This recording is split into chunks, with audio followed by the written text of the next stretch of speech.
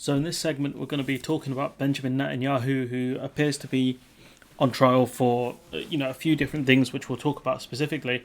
Um, he's on trial at the moment. So they've brought in some witnesses. So the first witness in Benjamin Netanyahu's corruption trial has said he was told to make negative stories about the Israeli Prime Minister disappear. So what we can see here is that the first instance, Netanyahu told this newspaper, this specific person, or got this specific person to make any negative stories go. Former Walla CEO, I'm going to butcher this name, Ilan Yeshua, alleged he was ordered by the news website's owner, Shaul Elovich, to post content that attacked Netanyahu's rivals. So Netanyahu, from this newspaper, got a two-fer. One was he got rid of negative stories for himself, and two, he got stories that attacked the rivals, and probably some hack stories at that. Prosecutor said Mr. Netanyahu made regulatory decisions worth hundreds of millions of dollars to Mr. Elovich in return for favourable coverage. So what you can see here is the alleged quid pro quo of Netanyahu making regulatory decisions to benefit this newspaper, and then this newspaper getting rid of any negative stories for Netanyahu and only trying to push stories that attack his rivals. The Prime Minister, who has been tried on charges of bribery, fraud and breach of trust in connection with three separate cases, dismissed the hearing as a coup attempt and a charade, which he would do. It's important to note that both men have denied any wrongdoing.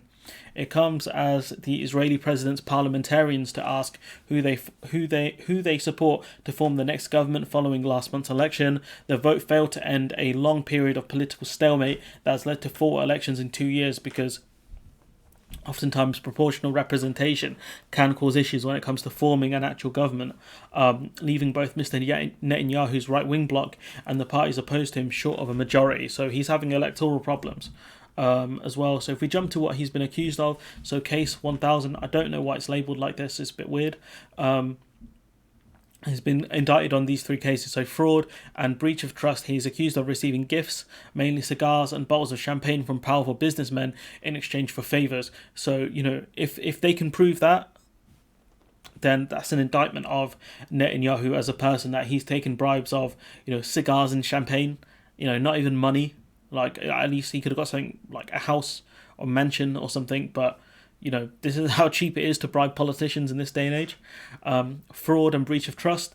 Mr. Netanyahu is accused of offering to help improve the circulation of Israel newspaper Yediot Ahronot, again pronunciation, in exchange for positive coverage. So again, he's been accused of helping a newspaper sell in exchange for positive coverage. Again, if they can prove that one, shows you how much of a fraud he is, that instead of putting in good policies to help people, instead what he's done is take the cheap option of bribing the owner of a newspaper to give him positive coverage, instead of trying to get positive coverage himself by actually doing good policies. Case 4000, which is bribery, fraud and a breach of trust. As Prime Minister and Minister of Communications at the time of the alleged offence, Mr. Netanyahu is accused of promoting regulatory decisions favourable to Shaul Elovich and controlling the controlling shareholder in Israeli telecom giant Bezek. So this is far bigger than just a minor newspaper. This is big stuff here. In exchange for positive coverage by Mr. Elovich's Walla news site. So Netanyahu wasn't just gunning for getting a newspaper to give him positive coverage. There was a website and probably multiple other things as well. So Netanyahu calls this a witch hunt, which of course he would do, because he's claiming he's innocent, and he's innocent until proved guilty. This is from the lead prosecutor. Liat Ben Ari delivered her opening statement describing what she called a substantial and serious case involving government corruption. She alleged the Prime Minister made improper use of government power placed in him to demand and obtain improper benefits from the owner of major Israeli media outlets to advance his personal interests. So, like mentioned before, she's trying to claim that Netanyahu used his power to get favours to further his own interests. The relationship between Netanyahu and the defendants became currency, something that could be traded. So, he's giving this guy essentially regulatory freedom and potentially money in exchange for getting positive coverage. If she can prove a quid pro quo, then that it would be hard for the judges to deny that Netanyahu has done something wrong.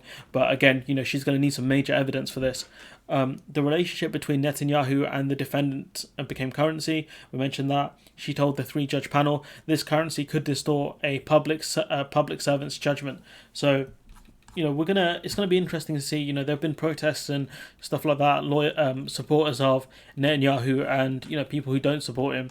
I'd be in the people who don't support him camp. But I don't know what more to say apart from this trial is ongoing.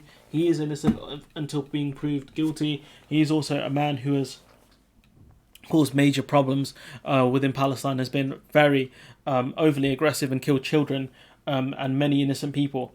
So, he's a scumbag. And if they can prove this and they get him on this, then so be it. Because he needs to go. He needs to go. He's dangerous. Anyways, I'm going to leave it there. Let me know what you think in the comments below. Like, comment, share, subscribe, and hopefully I'll see you in the next one.